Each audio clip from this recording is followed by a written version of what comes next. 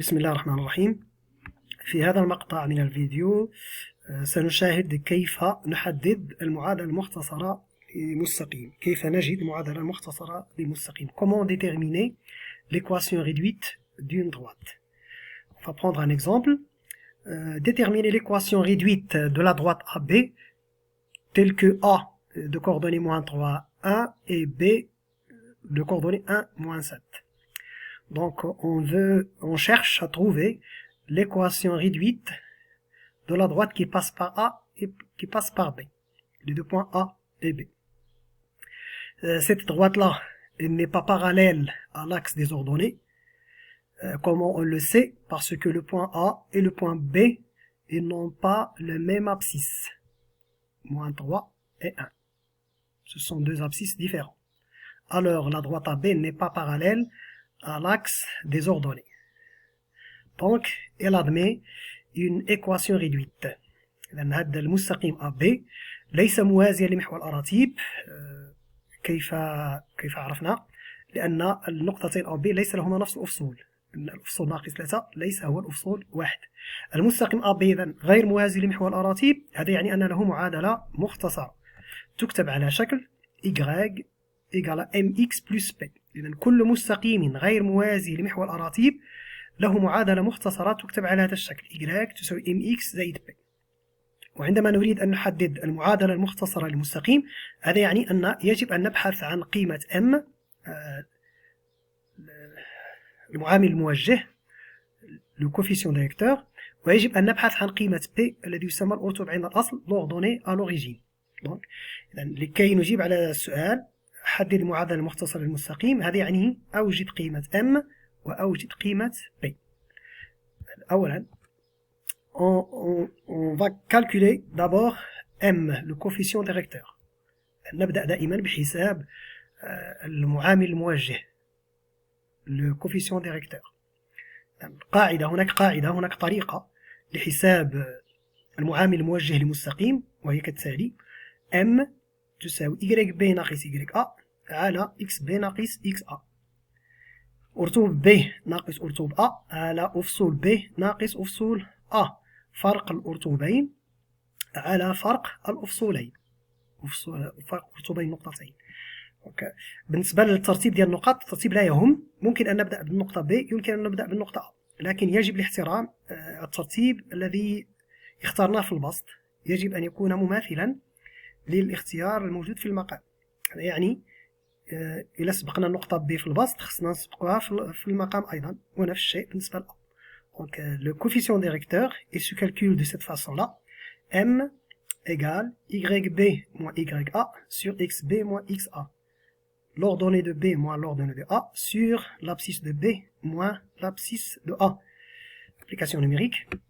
Donc, B إحداثيتها 1 ناقص 7، A إحداثيتها ناقص 1 3. إذا لكي لا نخطئ في الحساب العددي يستحسن أن نكتب نقطة B و A بهذه الطريقة هذه، وحدة فوق الأخرى، وكنبداو تذكر من الأراتيب. إذا كندير الأرتوب الأول ناقص الأرتوب الثاني على الأفصول الأول ناقص الأفصول الثاني. M égale moins 7 moins 1 sur 1 moins 3. moins 7 moins 1 sur 1 moins 3. الأرتوب ناقص 7 ناقص الأرتوب 1 ناقص 7 ناقص 1 على 1 ناقص 3 égale m égale moins 8 sur 4. Si on divise moins 8 sur 4 on va trouver moins 2. يستحسن دائما الاختزال إذا كان ممكنا. حصلنا الآن على المعامل الموجه m. لأن m حسبنا m وجدناه يساوي ناقص 2. إذا نعوض m بقيمته ناقص 2. المعادلة تصبح l'équation y égale à mx plus p devient y égale à moins x moins 2x plus p. إذا حسبنا المعامل الموجه. إذا المعامل الموجه نعوض بقيمته في المعادلة المختصرة. قلنا بأن المعادلة المختصرة هذا شكلها العام تكتب y تساوي mx زائد p. ثم ننتقل إلى حساب الأرتوب عند الأصل. L'ordonnée à l'origine. Donc calculons l'ordonnée à l'origine. R c'est faute d'orthographe, ordonnée à l'origine. Donc on a y égale à moins 2x plus p, alors p égale à y plus 2x. عندنا y تساوي ناقص 2x زائد p. إذا ناقص نريد أن نحسب p، يكفي أن نحول ناقص 2x إلى الجهة الأخرى فتصبح زائد 2x. إذا p تساوي y زائد 2x كما رأينا في المعادلات وفي النظام. alors p égale y plus 2x. الآن لكي نحسب p يكفي أن نعوض أن نختار نقطة من المستقيم إما a وإما b ونعوض إحداثيتها في هذه العلاقة.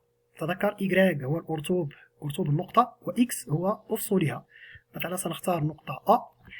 Puisque a appartient à b, alors p égale à ya plus 2xa. إذا a فالنقطة a هي نقطة من المستقيم AB، إذا نعوض إحداثيتها في هذه العلاقة. P الأرطوب عندنا الأصل تساوي YA أرطوب A زائد 2 مضروبة في XA أفصول A.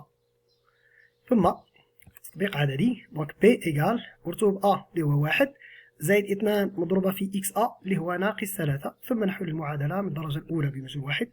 دونك P égale 1 plus moins 6, donc P égale à moins 5. Donc, l'ordonnée à l'origine égale à moins 5. Donc, finalement, l'équation réduite de la droite AB est y égale à moins 2x plus moins 5.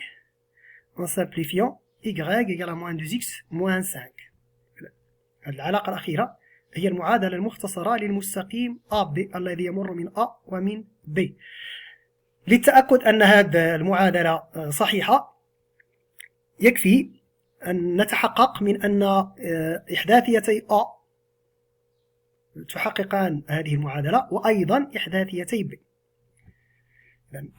إذا عوضنا، إذا أخذنا XA أفصول A، إذا أفصول A اللي هو ناقص 3، إذا حسبنا Y يجب أن نحصل على 1. إذا لنتأكد، إذا Y تساوي ناقص 2 في ناقص 3، ناقص 2 في ناقص 3 هي 6، 6 ناقص 5 تساوي 1. إذا Y تساوي 1 صحيح. ثم ننتقل إلى النقطة الثانية، X سنعطيه القيمة 1، X يساوي 1.